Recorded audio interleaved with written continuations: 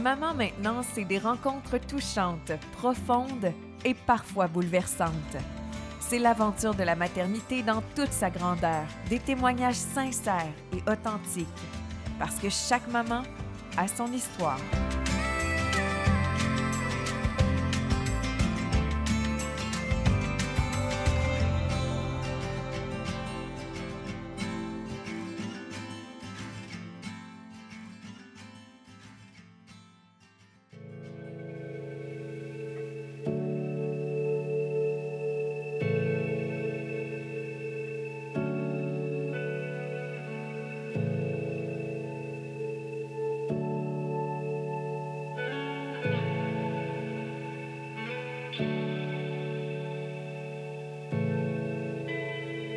Ariane a une histoire bouleversante et touchante. Elle a vécu le deuil périnatal, qui touche 20 000 familles au Québec chaque année. Malgré le fait que le nombre soit impressionnant, nombreux, le sujet reste extrêmement tabou. Et on a le privilège aujourd'hui de parler avec Ariane de cette histoire qui t'a touchée tout récemment. Merci beaucoup d'avoir accepté l'invitation. C'est arrivé il y a quelques semaines, mois à peine. Oui, en fait, c'est arrivé en juillet dernier. Dans une visite de routine chez le médecin. On parle, elle me donne mes conseils pour les vacances qui s'en viennent. Donc, moi, j'avais à ce moment-là 17 semaines de grossesse. Je n'ai pas encore senti bouger, mais à Titine, c'est normal encore. Là. Il y en a plusieurs que c'est plus long. Fait qu'on parle, tu sais, elle me dit, je vais donner tes prescriptions, Je dis, avant de partir, est-ce que je pourrais écouter le cœur? Fait qu'elle me dit, ben oui, elle dit, c'est vrai, j'ai oublié. Je me couche, elle va chercher son Doppler pour faire l'écho. Ah, elle dit, il bouge pas beaucoup, hein? Elle dit, je vais aller chercher ma deuxième machine. Puis cette machine-là, elle a un écran, donc elle voit. Elle cherche. Puis je savais. Elle avait rien dit encore, mais je savais qu'est-ce qui est en train de se passer. Puis elle m'a dit, je suis désolée, je trouve pas le cœur. Là, j'ai 17 semaines. Je réalise pas qu'est-ce qui se passe à ce moment-là. Je suis toute seule à cause des La règles. pandémie, oui. Elle me dit, je vais t'envoyer d'urgence à l'hôpital Saint-François ici à Québec pour confirmer, officialiser avec une vraie écho. Puis c'est là que j'ai su que... Ouais. Est-ce que de la façon qu'elle t'a présenté le fait qu'elle ne retrouvait pas le cœur, mais qu'elle t'envoyait quand même à l'hôpital pour confirmer le tout, ça te mettait quand même dans un état avec de l'espoir? Comment tu t'es sentie, là? C'était définitif dans ta tête? Pour moi, c'était vraiment définitif. Je savais que... Tu sais, je dis que c'est définitif et que je le savais, mais j'avais encore, tu sais, hey, on s'est trompé. Comme il n'était pas à bonne place. Mais quand c'est prouvé par 2 échos, puis j'ai demandé avant de partir, j'ai dit, est-ce que ça se pourrait que tu te trompes? Elle dit, j'aimerais vraiment ça. J'aimerais vraiment ça, mais malheureusement, c'est pas ce qui est arrivé. Le processus pour avoir l'enfant et tout ça, ça ressemblait à quoi? Est-ce que ça faisait longtemps que vous essayez? Est-ce que, tu sais, je veux dire, à 17 semaines, on est impliqué dans la grossesse pour l'avoir vécu. Souvent, c'est annoncé à tous nos proches. Explique-moi un peu le avant, là, dans quel état tu te trouvais avec... En fait, moi, c'est une insémination. Donc, je l'ai su 2 semaines après l'insémination que j'étais enceinte. Donc, c'est long, le savoir très tôt comme ça. On dirait que c'est plus long qu'une grossesse, on va dire, naturelle, où est-ce que tu as pu avoir quelques chances de faire un bébé, puis là, à un moment donné, tu es en retard, tu fais un test, tu es enceinte. Ouais. Là, moi, je suis timée, OK, ça fait 2 semaines, je peux faire un test, tu le sais, à 2 semaines. Donc, ensuite de ça, j'ai fait une première écho de viabilité à 7 semaines de grossesse. Il y avait un cœur. Le cœur était super beau, super parfait. Là, j'ai commencé à le dire un peu à mes amis proches, mes parents, mon père qui est pas grand-père. L'a su avec mon père, il y a une compagnie, fait qu'on lui a donné un cache-couche avec son entreprise dessus. Il était super ému, c'était super beau. Ensuite de ça, j'ai eu la clarté nucléaire. C'est vraiment comme le processus régulier, là, la clarté nucléaire. Puis je me souviens avoir demandé au technologue, j'ai dit, à partir de maintenant, c'est quoi les chances que ça aille mal? Ça ressemble à quoi? Puis il est comme parti à rire, puis il me dit, rendu ici, c'est 1 %. Il dit, c'est un petit cœur vigoureux. Parce que ça allait super bien. Tout était là, mes prises de sang étaient belles. Il n'y avait rien qui indiquait ce qui s'en fait. Fait que ça continue comme ça. J'ai fait la gaffe, là, je vais dire ça comme ça. Là. Celles qui en ont un à la maison font comprendre, là, mais d'avoir un écho portatif, C'est vrai. c'est un cauchemar. Mais je voulais donc bien en avoir un. Je me disais, c'est un beau moment, entendre le cœur en famille, tu sais, je me dis, peu importe, je vais être capable de gérer le « j'entends pas le cœur ».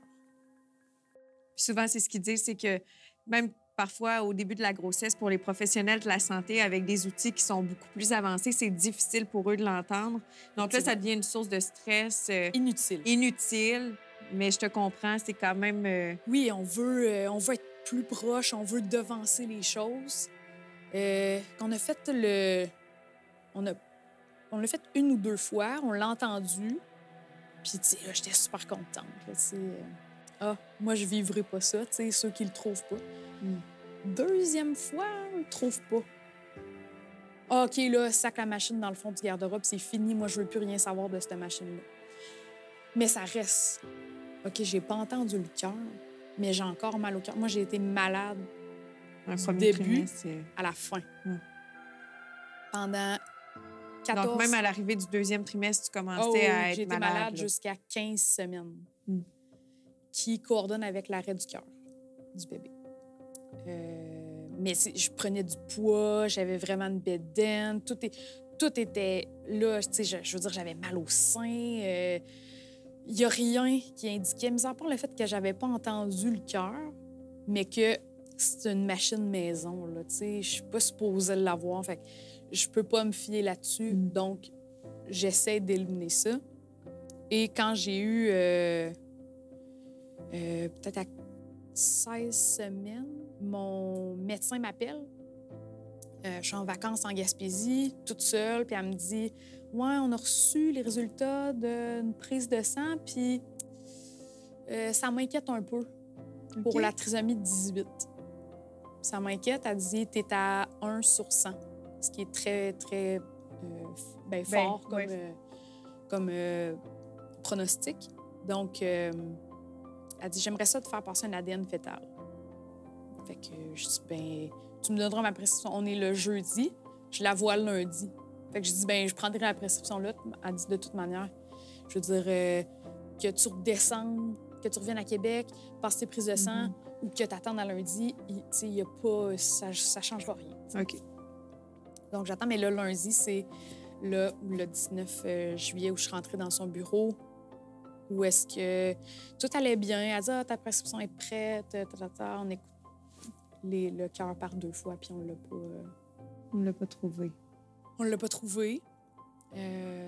À partir de ce moment-là, ben, je me suis en allée à Saint-François. À Saint-François, c'était une radiologue qui était là pour me faire passer l'écho officiel. Puis elle faisait ça en silence, elle parlait pas. Puis on a posé la question... Est-ce qu'il y a encore une chance? C'est naïf de poser ça parce que, personnellement, je savais qu'on ne pouvait pas sauver de bébé en bas de 24 semaines de grossesse. Peu importe, là, on ne peut pas lui donner une pichinotte pour qu'il revienne. Là, c'est pas... Donc... naïf, mais j'emploierais peut-être pas naïf. Je pense que c'est rempli d'espoir. Je comprends ce que tu veux dire par naïf, mais c'est normal. Tu étais déjà attachée à cet enfant-là? Bien, à 17 semaines... Tu as respecté la loi du silence des 3 premiers mois. Moi, je me suis privée de tout, là, comme une bonne première grossesse. Pas de fromage non pasteurisé, pas d'affaires crues, pas de charcuterie. J'y allais vraiment presque dans l'extrême. J'avais de la misère à prendre mes vitamines parce que j'étais tellement malade. Mais quand même, tu sais, j'essayais de prendre tout ce que je pouvais. Fait que je me disais, ça se peut pas, tu sais, à 17 semaines, de vivre ça, là, c'était vraiment irréel. Puis est-ce que le fait, justement, que tu étais tellement impliquée, tu faisais bien les choses, ça créait en toi... Bien, c'est sûr que d'abord, il y a dû avoir une immense tristesse qui t'a habité, mais est-ce que ça créait aussi un sentiment de frustration de dire j'ai tout fait comme il fallait? Oui, ben c'est sûr que oui. Puis il y a une espèce de culpabilité. Tu sais, parce que si, tu sais, moi, je suis censée... Je suis une femme, puis les femmes, là, présentement, on met des enfants au monde, là, puis tout le monde autour de moi, eh bien, on réussit. Pourquoi moi, je suis pas capable? Qu'est-ce que j'ai fait de pas correct? Ma sœur n'a pas vécu ça, ma mère n'a pas vécu ça, mes tantes n'ont pas vécu ça. Pourquoi moi? Qu'est-ce que j'ai fait de pas correct dans tout ce processus-là? Puis au final, tu sais, tu te rends compte que peu importe, là, c'est pas quelque chose que tu as le contrôle. Tu sais, si j'avais fumé, si j'avais bu, si j'avais mangé cru, puis j'avais attrapé X ou Y des maladies possibles, là, tu peux dire, OK, ouais, c'était pas fort de ma part, mais là, j'avais rien fait De même. rien fait de mal, en tout cas, pas connu. Fait que ça a été très difficile à canaliser, très difficile à accepter au début. Puis en fait, on dit que le deuil périnatal, c'est pas un deuil qui appartient au passé, dans le sens qu'on n'a pas vécu de moments ensemble comme un humain, là, ici. Oui, oui. Là. C'est un deuil du futur. Puis c'est là que j'ai compris que c'est vrai. Moi, je devais accoucher le 24 décembre. Fait que je te laisse imaginer le genre de 24 décembre cette année que j'ai passé. Ça devait être très difficile. Tu sais, je me disais, moi, je devrais, là, présentement, être en train de bercer, là. Tu sais, en prenant une bouchée de tourtière, puis Avoir mon bébé dans les avoir bras. mon bébé, là. Tu sais, j'avais déjà trouvé un pyjama de Noël. Tu sais, je veux dire, Je comprends, c'est normal à 17 semaines. c'est ça. Fait que ça a été le... Ça a été l'histoire. Est-ce que quand tu l'as dit, puis je pense que je l'ai ressenti de la manière que tu l'as raconté, mais la première personne qui t'a fait les examens, elle s'est montrée empathique? Comment ça s'est passé avec les gens que tu as côtoyés dans le milieu hospitalier? Écoute, Ça a été avec la pandémie, puis je l'ai vécu, une grossesse en temps de pandémie. On ne peut pas avoir notre conjointe avec nous. On est privé de ça. Donc, est-ce que les gens que tu as vus se sont montrés empathiques? Puis mais moi, j'ai vraiment d'où- été très chanceuse, je pense, parce que j'ai jamais été toute seule. Même ma c'est mère bon. a pu venir. Ma mère a quand même un caractère, donc elle avait pas le choix d'être là. Je comprends. C'était comme mon bébé-fille va pas bien, je vais y aller. Oui. Donc, j'ai commencé, c'est sûr que j'ai eu une série de batteries de tests avant, parce que j'ai eu un accouchement régulier. Donc, À 17 semaines, c'est ce que je savais pas. Tu as Oui. eu à accoucher. Oui, donc c'est un accouchement régulier. Quand le gynécologue nous a apporté dans une petite pièce à côté, nous a expliqué, en fait, que le cœur avait arrêté de battre entre la 14e et la 15e semaine. Je suis rendue à 17, donc il était temps là, que le bébé sorte parce que c'était dangereux pour moi. J'ai fait un premier examen au niveau du ventre. Donc, après la myosynthèse, c'est ça. Il m'a dit, tu peux quitter à la maison. Non, merci. Je suis restée. L'infirmière a accepté de m'admettre tout de suite à l'hôpital. C'est là que ça a vraiment été long. Ça a vraiment été très long, mais pour revenir à la question concernant l'empathie des gens, c'était... J'ai absolument rien à dire. J'ai jamais rencontré des gens aussi humains que ça dans la situation présente. Tu sais, quand je suis rentrée dans dans la salle d'accouchement, en fait, il y avait un lit de bébé à côté de moi. Il y avait des fiches explicatives pour comment pousser. Il y avait... Bref, tout ce qu'il faut pour un... Tu sais, j'ai rêvé à ce moment-là vraiment, vraiment longtemps. Mais pas de cette manière-là, tu sais. Fait que j'ai eu de la médication intravaginale au départ pour 4 heures pour déclencher, en fait, ramollir le col pour finir par déclencher l'accouchement. Donc, ça a pris... J'ai accouché le 20, donc le lendemain, à 8h30. Puis, à force de me donner cette médication-là, ils ont pris ma température, ils se sont rendus compte que je faisais de la fièvre. Parce que là, mon corps commençait à rejeter possiblement. Mais là, ma fièvre ne baissait pas. Donc, j'ai dû avoir des antibiotiques intraveineuses. Mais ils m'ont dit, si on te donne ça, on est obligé de le garder plus longtemps. Je dis, regardez, j'ai nulle part où aller. Tu sais, ma vie arrête ici, là, présentement. J'ai pas de plan. Peu importe ce que je faisais demain, après-demain, semaine prochaine, c'est plus grave, là, c'est plus important. Donc, je suis restée presque 3 jours à l'hôpital. Puis, c'est ça. Ça a été... Comment se passe le moment où tu accouches, tu sais que ton bébé est mort? Est-ce que tu as un moment quand même avec le bébé? Comment ça s'est déroulé, les premiers moments, en plus dans ta situation avec la fièvre, tout ça? Bien, ça a été... Vraiment, le personnel était tellement bienveillant, tellement humain.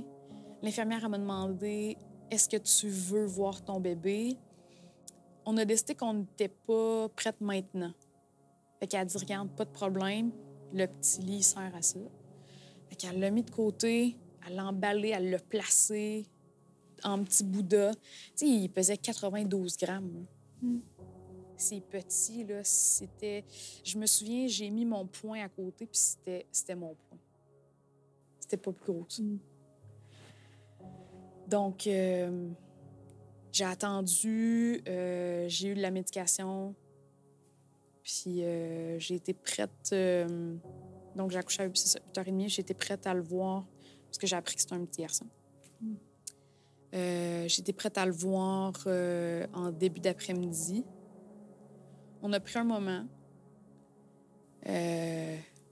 C'est particulier, là. Tu sais, tout était formé, les petits doigts, les bras, la boîte crânienne, la langue, la forme des yeux. Mais c'est de texture, c'est comme un jellyfish. Okay. C'est vraiment ça. Tu sais, il n'y a rien de dur, là. C'est encore à l'étape très mou, puis comme collant, parce qu'il n'y a pas de peau. Puis, étant donné que ça faisait longtemps, mais il était grisâtre. Mais tout était là. Tout était là, puis l'infirmière avait vraiment la délicatesse de le placer en petit Bouddha, puis je voyais que le personnel était... Tu sais, je reviens sur les mots bienveillants puis humains parce que faire ce qu'ils ont fait, tu sais, je veux dire, m'accoucher d'un petit bébé de 92 grammes, tout le monde avait les yeux dans l'eau.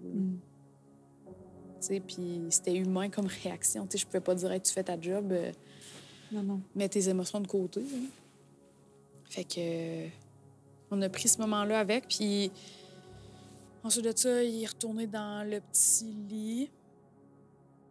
Puis l'infirmière est venue nous demander... Nous, on avait demandé l'autopsie, évidemment. Donc, l'infirmière, elle nous a demandé si elle pouvait partir avec pour l'autopsie. Puis à un moment donné, elle m'a sentie hésitante, puis elle a dit « Regarde, je vais revenir tantôt. » Fait que... J'étais pas prête, là. Non, mais tu sais, je veux dire... Elle l'a compris. Oui, puis il n'y a pas eu d'acharnement, il n'y a pas eu de... Bon, regarde, il faudrait que ma grande, tu prennes une décision, là. Il n'y a pas juste toi ici, tu sais.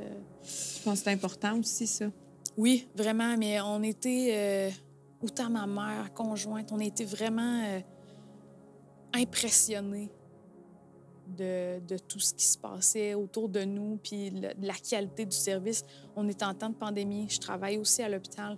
Tout le monde est écœuré.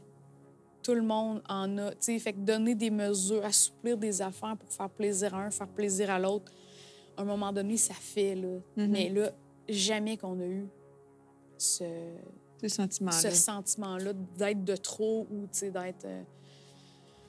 Fait que c'était vraiment... en particulier, on a vraiment été bien, très, très bien traités. Ça s'est passé en juillet, donc on parle d'il y a à peu près 6 mois. Comment tu vas maintenant? Tu sais, comment ça a évolué depuis les derniers mois? Un deuil, ben là, je parle pour moi, puis tu me confirmeras si c'est comme ça que ça t'affecte. Ça va te suivre toute ta vie, d'une façon ou d'une autre. Mais aujourd'hui, là, au moment où on se parle, t'en es où? Puis comment ça a changé depuis le mois de juillet? Ben maintenant, ça va bien. J'ai eu la chance d'avoir plusieurs suivis aussi avec l'organisme Ressources Naissance qui est de la Rive-Sud. On a participé à une rencontre sur le deuil périnatal avec d'autres mamans qui avaient vécu la même chose. Et vraiment la même chose sur un point de vue dans la durée de la grossesse. Donc, une à 22 semaines, puis une autre à 15 semaines. Donc, de parler avec des gens qui avaient vécu exactement le même type d'accouchement, le même type de deuil périnatal, parce qu'il y en a plein de deuil périnatal. Le deuil périnatal, ça peut aller jusqu'à 1 semaine de vie du bébé, mais ça peut aussi aller très tôt que 5 semaines de grossesse. Là, la fausse couche est aussi importante, aussi prenante que n'importe quand. Mais maintenant, ça va bien. Ça va bien. J'ai pu avoir un bon suivi. J'ai été entourée d'amis incroyables qui se sont assurés que ça allait bien. C'est sûr que j'ai eu des annonces de grossesse d'amis super proches de moi que j'ai trouvé ça difficile. Pour vrai, ça a été l'affaire la plus difficile. C'est un mélange partagé d'émotions, j'imagine, hein? Absolument. C'est comme un sentiment de... Mais encore là, c'est pas contre la personne, c'est pas pour la personne, mais tu te dis, mais pourquoi moi? Pourquoi moi, c'est pas arrivé? Pourquoi moi, j'ai vécu ça? C'est quoi que, toi, personnellement, ce dont tu aurais eu besoin? Encore là, c'est évidemment, ça reste différent pour tout le monde. Mais je pense juste une présence. Hey, je suis là. Tu sais quelque chose? Je sais pas quoi te dire parce que ça me met extrêmement mal à l'aise. Tu sais, par exemple, de dire je comprends ce que tu vis parce que non, je comprends pas vraiment. Mais je sais que les gens, ils ont jamais vraiment de mauvaises intentions dans des moments comme ça. Puis j'ai des amis qui me l'ont dit. Hey, je sais pas quoi te dire. Pour vrai, je sais pas, mais je t'envoie comme tout ce que j'ai, comme amour, puis comme pensée positive, puis douceur. Puis pour moi, c'était pas incorrect. C'était honnête, c'était franc, puis mes amis sont comme ça. Ça sert à rien d'écrire des longs textes de... Tu sais, ça sert à rien. Il n'y en a pas de raison, donc cherchez-en pas, faites juste être là pour moi. C'est ça. Les gens veulent poser des questions, ils veulent savoir pourquoi, tu sais-tu, comment c'est arrivé. Mais je pense que aussi une des questions cruciales à poser, c'est as-tu le goût d'en parler? Ça te dérange-tu d'en parler? Moi, ça m'a jamais dérangé, mais il y en a pour qui qui sont très émotifs encore en racontant leurs histoires. Donc, c'est important de vérifier est-ce que la personne est prédisposée émotionnellement pour me livrer quelque chose d'assez lourd. Donc, je pense que ça, c'est important à vérifier. Puis, il faut offrir aussi un support à son partenaire. Parce que souvent, les gens minimisent justement « Ah, mais toi, tu l'as pas porté. C'est pas... regarde, tu vas t'en... » Nous, dans notre histoire, moi, ma conjointe a été plus impactée que moi au niveau émotionnel. Elle a été en arrêt de travail vraiment longtemps. Moi aussi, je l'ai été. Mais elle a trouvé ça plus dur qu'elle pensait qu'elle pouvait trouver ça dur. Puis surtout, d'accepter qu'on ne vivra jamais les mêmes émotions en même temps. C'est rare que ça arrive.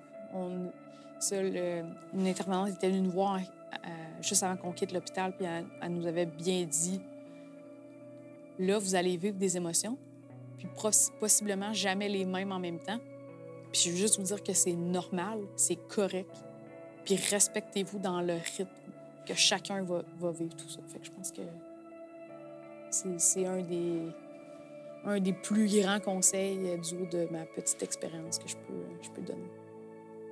Petite expérience à tes yeux, mais ça a été un témoignage vraiment qui nous a tous rendus émotifs. Merci de l'avoir livré en douceur comme tu le fais.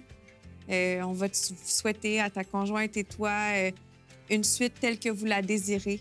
Merci beaucoup d'avoir pris le temps de discuter avec nous, de parler de ressources tout à l'heure pour supporter les gens qui vivent le deuil périnatal. Sachez que dans toutes les régions du Québec, il y a des organisations qui sont là pour vous aider, puis surtout, n'hésitez pas à en parler si vous en avez besoin. Pour entendre d'autres témoignages de mamans tout aussi touchants, soyez à l'écoute de Maman maintenant, parce que chaque maman a son histoire.